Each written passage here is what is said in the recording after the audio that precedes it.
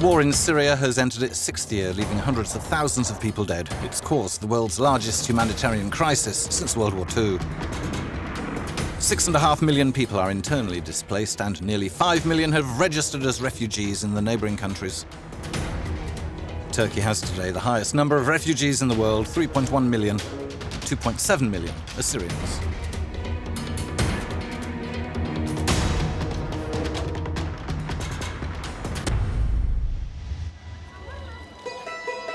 Kahramanmaraş is one of Turkey's 26 refugee camps. It's considered a model in efficiency and conditions. Mostly Syrians live here. It was opened in 2012 and many families have never left. There are 19,000 residents. Other camps can reach 30,000. There's plenty of food thanks to international donors and local government. 3 years ago, residents like Salwa started receiving e-food cards. With the cards, we're better off. Before, we used to receive hot meals, but many times my children couldn't eat them. The card is easier. I can buy what I like and cook what my family likes our way. I come 5 times a week and I spend between 100 and 125 liras.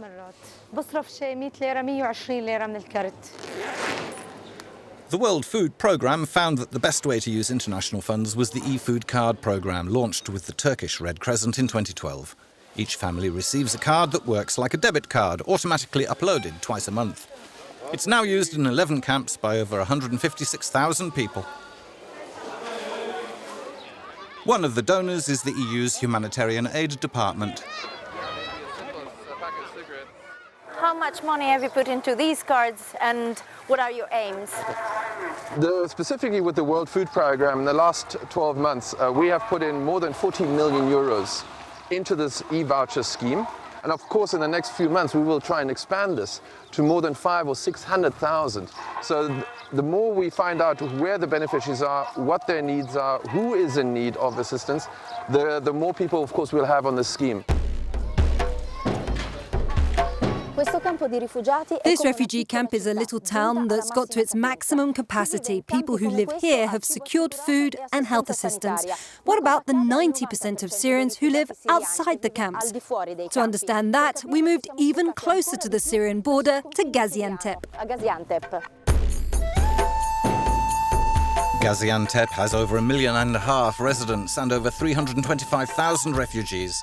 It's about 100 kilometers away from one of the most hard-hit Syrian cities, Aleppo.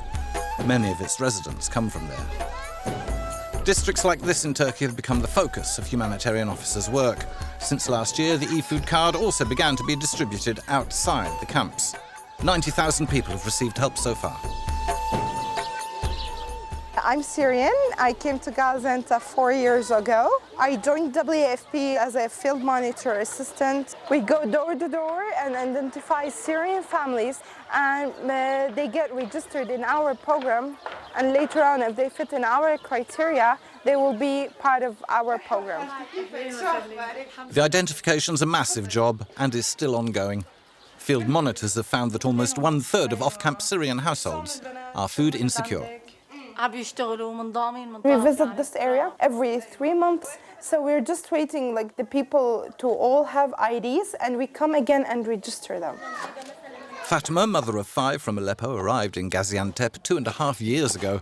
She received her card a few months after the off-camp project started. Our conditions have improved. We are better now. I received the card 9 months ago, and that has allowed us to buy what we need. You can always do better, but it's fine. EU humanitarian aid is the main off-programme backer, as it's a quick way of delivering assistance. It gives refugees the dignity of choosing their own food and also boosts the local economy. It works with a selected list of local shops which are constantly monitored.